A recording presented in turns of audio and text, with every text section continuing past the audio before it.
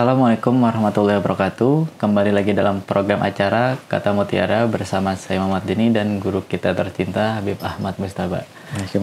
Assalamualaikum Habib. Waalaikumsalam warahmatullahi wabarakatuh. Bang Dini, khair. Habib sehat Habib? Sehat, alhamdulillah. Alhamdulillah. Habib. Habib, seperti biasa nih Habib, kita akan mengupas kata per kata dari kalam Mutiara Al-Imam Abdullah bin Abi Al-Haddad Habib. Nah, dan juga sebelumnya kita udah banyak banget ngebahas dan juga makin seru banget, dan sekarang nih kita ngebahas apa nih Habib? Nah, marhaba Bang Dini. Sekarang kita masuk ke hikmah yang 9 ya. Nah, di sini Imam Haddad membahas perihal dunia. Nah, gini Bang Dini. Seringkali kita mendengar nasihat dari guru-guru kita ataupun yang lainnya perihal tentang dunia. Wah, dunia itu bahaya ya enggak. Cinta dunia adalah kepala dan asal dari segala kejahatan ya enggak. Kayaknya dunia itu jahat banget. Ya enggak? Wah, parah dia pokoknya. Pertanyaan, apa sih dunia itu? Apa artinya dunia ini bumi nih, bundar gitu? Apa sih arti dunia? Dunia lawannya akhirat gitu. Atau dunia itu sebuah sifat atau sebuah benda dunia itu. Nah, ini perkara. Apakah semua dunia itu tercela? Apa ada dunia yang bagus? Nah, di sini dijelaskan oleh Imam Haddad. Oh, ajib. Ini bakal membuat suatu pencerahan bagi kita. Yang dimaksud dengan dunia adalah ini loh sebenarnya. Bukannya ini gitu. Enggak semua dunia enggak bagus. Ada yang juga biar nggak takut lah ya. Biar nggak takut. Tahu Habib. Masya Allah. Udah sabar banget nih. Allah Akbar. Bismillah. Tafadhol Bang Dini. Baik, Habib. Anda baca Habib ya. Bismillah. Bismillahirrahmanirrahim. Qala radhiyallahu anhu wa nafa'ana bi. Ad-dunya al-mahmudatu hiyallati yasillu biya ila fi'lil khair. Aw yanju biya min fi'lis syarr. Baik, bismillah. Di sini Imam Haddad membagi dunia, Bang Dini, menjadi 3 bagian. Pertama, ad-dunya al-mahmudah, dunia yang terpuji. Ada tuh, terpuji. Yang kedua, dunia yang mubah, biasa-biasa. Enggak terpuji, enggak tercela. Yang ketiga, dunia yang tercela. Nah, ini yang kita sering dengar nih. Wow, dunia-dunia ila akhirah. Terpuji, biasa, dan tercela. Kita mulai dengan terpuji dulu. Dunia yang terpuji adalah bila mana perkara itu membawa kita ke perbuatan yang baik atau menyelamatkan kita daripada perbuatan yang buruk. Dunia yang seperti itu namanya dunia yang terpuji. Perkara apapun itu. Berarti membuat dia semakin dekat dengan Allah. Betul. Atas harta yang dipunyai. Betul. Contohnya atas harta yang dia punyai, contohnya. Atau jabatan yang dia punya, dia manfaatkan itu untuk berdakwah, mengajak orang ke jalan Allah. Dia makin dekat dirinya kepada Allah. Ini dunia, tapi dunia yang terpuji. Dia selamat dari keburukan dengan dunia itu. Selamat dari contohnya hartanya tadi, selamat dari sifat bakhil contohnya, selamat dari enggak menafkahi istrinya atau keluarganya. Untung ada harta ini bisa dimenafkahi.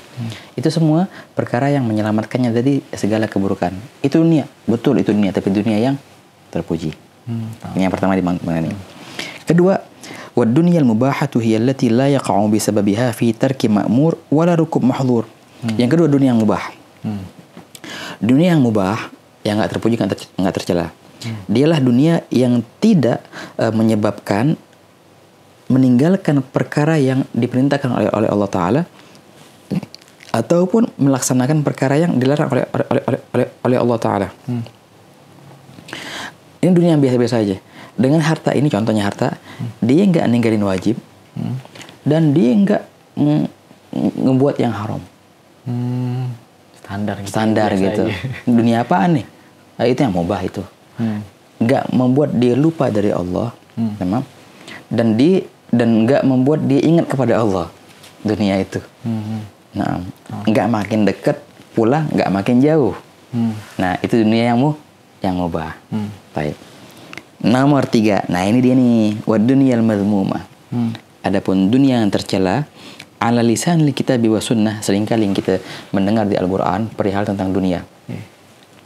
Perihal tentang keburukan dunia. Juga di hadis banyak sekali, enggak hubbud dunya rasul kulli khati'ah. kalau seandainya dunia itu harganya melebihi daripada janaha ba'udah, apa yang namanya itu kalau sayap nyamuk. Nyamuk, sayap nyamuk lebih kecil. Ada harga. Nah, betul. Lam yusga minha kafirun syurbatama. Orang kafir nggak bakal dapat seteguk air. Kalau seandainya dunia itu lebih harganya dari sehelai sayap tadi. Maksudnya apa ya? Allah Ta'ala nggak bakal ngasih dunia itu ke orang kafir, cuma dikasih ke mukmin saja. Tapi karena dunia nggak ada harganya sama sekali, Allah kasih ke orang kafir.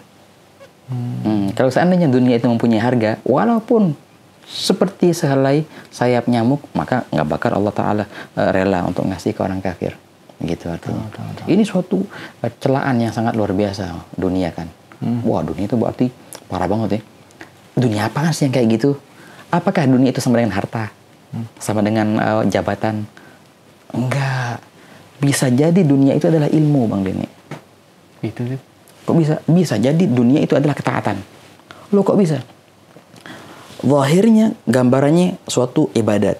Tapi ini masuk dalam kategori dunia yang tercela. Loh kok bisa? Lihat di sini Mahdad bilang.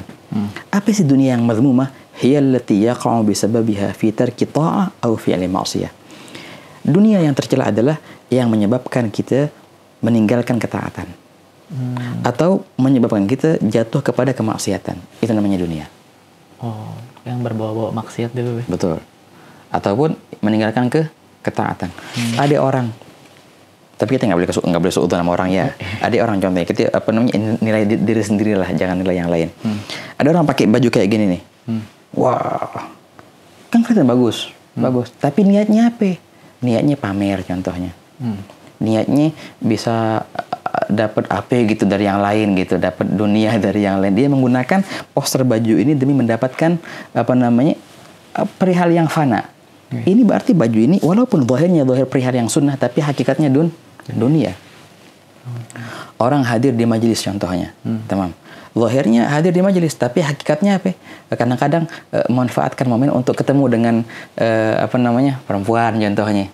Itu apa? Ini dunia. Nah, dan belum tentu juga orang di dalam suatu tempat kemaksiatan itu berarti dunia. Enggak, belum tentu juga. Bisa jadi di situ dia memanfaatkan momen untuk berdakwah. Contohnya gitu. Makanya kita nggak bisa memvonis dunia sama dengan harta, dunia sama dengan jabatan. Enggak, bukan gitu cara nilainya. Apapun ya, entah itu gambarnya baik atau buruk, bila mana perkara itu membawa kita ke kemaksiatan, ini sama dengan dunia. Apapun itu. Bila mana perkara itu melupakan kita ke ketaatan, ini sama dengan dunia. Apapun itu. Begitu. Inilah dunia yang tercela. Tapi dunia tuh bisa disama dengan kenikmatan nggak tuh? Kenikmatan yang tercela gitu misalnya. Kenikmatan nggak semua kenikmatan tercela Bang Denny ya. Sebagian kenikmatan dunia itu nggak apa-apa ya. Apalagi kalau seandainya diiringi dengan niat yang bagus. Iya. Kan pernah dengar cerita tuh bahwa neraka itu dikelilingi dengan kenikmatan. Itu kenikmatan apa tuh? Oke. Nah itu ini maksudnya hufatul jannah bil makari wa hufatul nar bisyahwat. Dikelilingi surga itu dengan perkara-perkara yang dibenci oleh nafsu. Dan dikelilingi neraka itu dengan perkara-perkara yang disukai oleh hawa nafsu. Nah ini artinya kenikmatan di sini. Kenikmatan yang disukai oleh hawa nafsu kita, condong hawa nafsu kita untuk melakukan itu. Ya maksiat contohnya itu.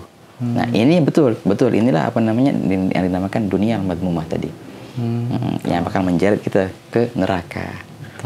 Betul Bang. Tapi kenapa banyak banget nih para ulama gitu atau ustadz gitu yang dia tuh paling banget ngebahas dunia yang tercela. Maksudnya kenapa nggak dunia yang terpuji? Kan ada juga tadi yang di Imam Haddad jelasin gitu kan.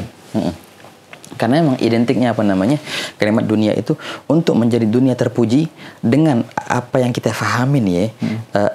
Yang finansialnya kayak harta atau jabatan ataupun yang lainnya itu jarang banget sih emang untuk bisa orang yang itu bisa menjadikan itu momen ketaatan atau menjadikan dia jauh dari kemaksiatan. Memang kebanyakan itu digunakan untuk maksiat. Iya, untuk meninggalkan penyebab untuk meninggalkan ketaatan.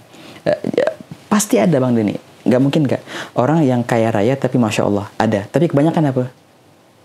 Kebanyakan Enggak. ya? Dengan hartanya dia lupa akhirnya sama Allah Taala. Iya.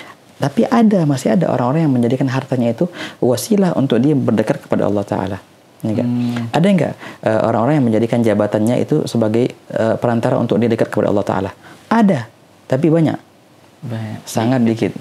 Kebanyakan orang menggunakan jabatannya untuk perkara yang begitulah, yang maksiat atau yang lain sebagainya. Begitu. Nah, makanya oleh karena itu pas diutarakan kalimat dunia langsung milih ke nomor 3 madhumah, karena memang ini kebanyakannya dan sangat jarang nomor 1 nomor 2 tadi. Nah, permasalahan ujungnya pasti dunia gitu. Nah, iya makanya. Kenapa tuh kayak betul. gitu? Nah, intinya di sini setiap pasti ujung-ujungnya dunia. Setiap permasalahan pasti dunia, kesian dunia ini benar. Disalahin terus. Terus.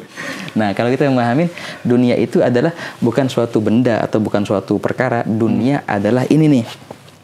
Meninggalkan ketaatan ataupun melaksanakan kemaksiatan itu sama dengan dunia. Lo jelas kalau gitu. Ya pasti salah. Orang meninggalkan ketaatan atau melakukan kemaksiatan, ya salah. Nah, inilah sama dengan dunia. Yang dimaksud di sini. Tamam, Allahu Akbar. Gitu Bang Denny. Masya Allah banget. Masya Allah, Mumtaz. Makin keren banget nih. Jadi juga jadi baru tahu nih dunia ternyata gambar antum beda dengan yang lain. Nah, makanya aku sering Bang Denny kita mendengar dari guru-guru kita beberapa mustalah. Apa kalau bahasa ini mustalah apa? Mustalah apa? Istilah. Beberapa istilah yang kita fahamin dengan yang kita sering pakai padahal maksud mereka lain. Itu akhirnya begini nih, Bang. Mereka ke kanan, kita ke kiri akhirnya. Mereka ke wadi, kita ke wadi lain. Nggak nyambung, nggak connect. Makanya penting banget dalam ilmu apapun. Sebelum kita masuk ke ilmu itu, kita pahamin definisi kan. Maksudnya apa nih kalimat ini? Oh begini, oh baru paham kita terus. Dan terus begitu. Kalau dalam ilmu mantik namanya tasawur. Dalam mereka punya kaidah, hukum itu adalah cabang daripada definisi. Tahu. Gambaran. Iya. Tapi umumnya orang kan ngambil logik di kepalanya yang sederhana aja gitu, yang gampang dipahamin. Allah Akbar. Dunia kayak gitu, ya udah dunia kayak gitu. Nah, ini tugasnya siapa ya? Tugasnya para mubaligh. Tugasnya para guru untuk menjelaskan bahwasanya yang kita maksud adalah ini. Jangan main tinggi-tinggi banget nih istilahnya nih. Nah, gitu. Tahu. Jadi dari dua belah pihak lah, sering menyempurnakan. Tahu. Gitu Bang Denny. Baik, Bib. Makasih banyak nih Bib atas ilmunya, Bib, juga di pembahasannya. Wah, makin keren dan makin takjub aja nih kita sama Imam Al-Haddad. Hal ajib, luar biasa Imam Al-Haddad ini betul. Ajib. Marhaba. Baik, para pemirsa, terima kasih banyak telah menyaksikan program Kata Mutiara. Saksikan terus program Kata Mutiara. Saya Muhammad Denny pamit dan Habib Ahmad Mustafa pamit. Assalamualaikum warahmatullahi wabarakatuh.